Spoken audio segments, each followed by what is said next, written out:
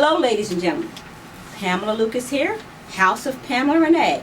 Today, we're going to actually do a skirt design. You know, I'm always talking about the sloper and how the skirt sloper you can do any design from that. Alright, so today, we are going to draw this. We already drew it up. We're going to draw the pattern out.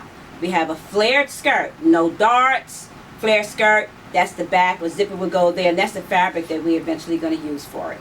So, just get ready, get your piece of paper and pencil, and we are actually going to design a new pattern design from our skirt sloper. Get ready, here we go. Alright, ladies and gentlemen, let's go ahead and make this a flared skirt. We're using the back, pardon me. Okay, I am going to mark from that first leg of the dart. I'm going to mark around the center back seam, about 1/3 of the way at the bottom. Now, here's the important part. We're going to pivot. We're going to put our finger here, and we're closing the dart. I'm going to put the second leg of that dart, I'm going to pivot it over to the first one. And that's how you close the dart. And then I'm going to go to the second dart over here. At the bottom, I'm going to draw another little line that's making the curve. Here I am, the second dart, pivot the same way you did the first one. Finger there, nice and steady, pivot, you're closing the dart. Then I'm coming around, there's the side seam where the notch is.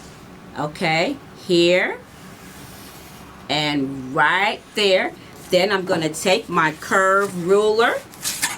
I can use this one or I can use this one.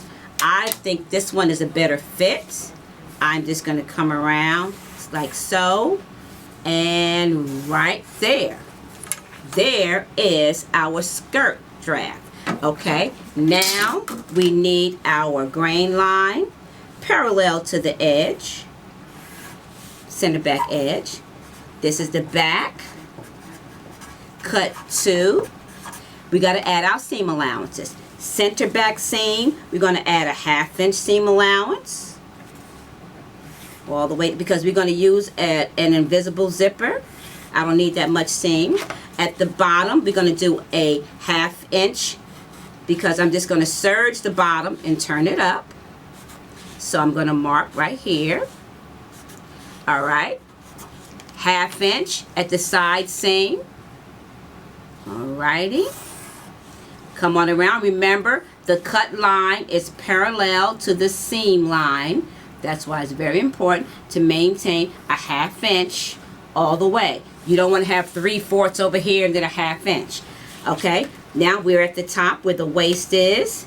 1/2 inch all the way around from the center back to the side seam. I'm just going to mark my 1/2 inch, 1/2 inch, 1/2 inch. Alright, and don't forget, now we got to put our notches in. We have a notch here at the side. Come down 7 inches for the notch for the zipper. Okay, then you can begin to cut this out. I already have a pattern already done that you can look at as well. You just want to make sure that everything matches up. I'm looking at my side seams. They match up. The notches match up. It's wonderful. It's all good. Thank you, ladies and gentlemen. Get ready for the next step. Okay, ladies and gentlemen, the waistband. Now, take your piece of paper. We're just going to fold it in half lengthwise. Because you know a waistband, what that looks like, right? There's fabric on the outside and fabric on the inside. So that's why I keep telling you, designers, make sure you know how to sew so you know what I'm talking about, so you know what to do. And if you don't know how to sew, then you hire somebody. Okay, so you remember the waist measurement of your sloper? You should know that. If you're doing patterns, you should know that. So our waist measurement here is 28. Okay, so here we go. Then you want to decide how wide you want your waistband. I want my waistband 1 inch wide. So here we go, ladies and gentlemen. Take a good look. I want your undivided attention, so you don't have to keep rewinding. We want it to be 1 inch wide. So from the top of the folded edge, I got my see-through ruler. I'm just going to go ahead and draw the line. You may say, how long the line? Just draw a long line, okay? A lot of times I like to draw a line and then I'll go back and pick off the measurements instead of trying to get it right exactly at the measurement. So I got a long line. All right, so here's the end of my line right here. Make sure it's squared. No crooked lines. That's why you need to make sure you have a see-through ruler. All right, now that's the 1 inch. I need a 1/2 inch seam allowance. So I'm just going to go ahead and add the 1/2 inch seam allowance right here. And then here we are on the edge. We got to add a 1/2 inch seam allowance right here. Now, our waist measurement is 28. So from my sewn seam, not the cut edge, I'm looking for 28. I need this to be a little longer.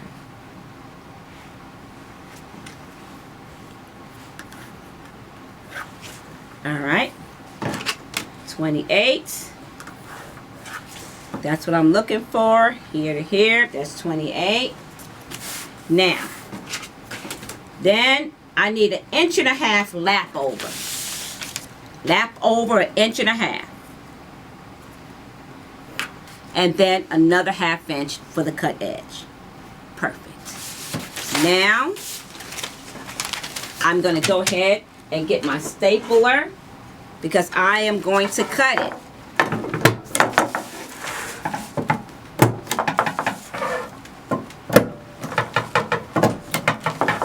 And then you cut it.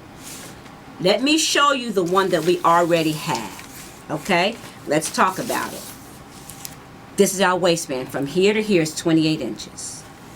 Got my notch right there because it's a 1/2 inch seam allowance. We get to the other end, that's a 28. Got a notch. We got 1.5 inches lap over because you know you have the lap over, you need space for your button or your hook and eye, whatever, your snap, whatever you're going to have. Then you have your 1/2 inch seam allowance. Then I want to fold this in half because I need my center front. This waistband is going to close in the back. Put your notches together here. You half it, and there is your notch right there for the center front. That's your waistband. Waistband, cut 1. All right, let's move on. Okay, ladies and gentlemen, now we have our pieces. We have the skirt front. Remember, that's on the fold. We have the back. It's going to cut 2. And then we have the waistband. It's really just cut 1. Now, designers, time is money. Fabric is money. You want to get this in as close as possible. This is how, the length of how this waistband should be cut. So, if we look at this marker takes about 32 inches, so it's less than a yard. So however much you spent money for the fabric, how much you're going to sell it for, that kind of helps you. Now the thing is, maybe you can get it even cheaper than that. Maybe you can bring this marker in closer because you do have some open spaces. What if we, now normally we want this on the length. We can also cut the waistband on the cross. Because think about it, if we do it this way, we're really going to get 2 waistbands. We really only need 1. All right? So try this method. How about we scoop that over, we come this way, and then we fold this in half, cut it out, and then mark your notches. You can do that way too. And if you do it that way, then you're saving, oh, look at that. This is 25 inches. I mean, if your fabric was, I don't know, $5 a yard, $10 a yard, you're going to sell your skirt for, depending on your branding, maybe 40 bucks. Look at the amount of money you have made. Net profit. This is that. This is a design. There you go. Your flare skirt.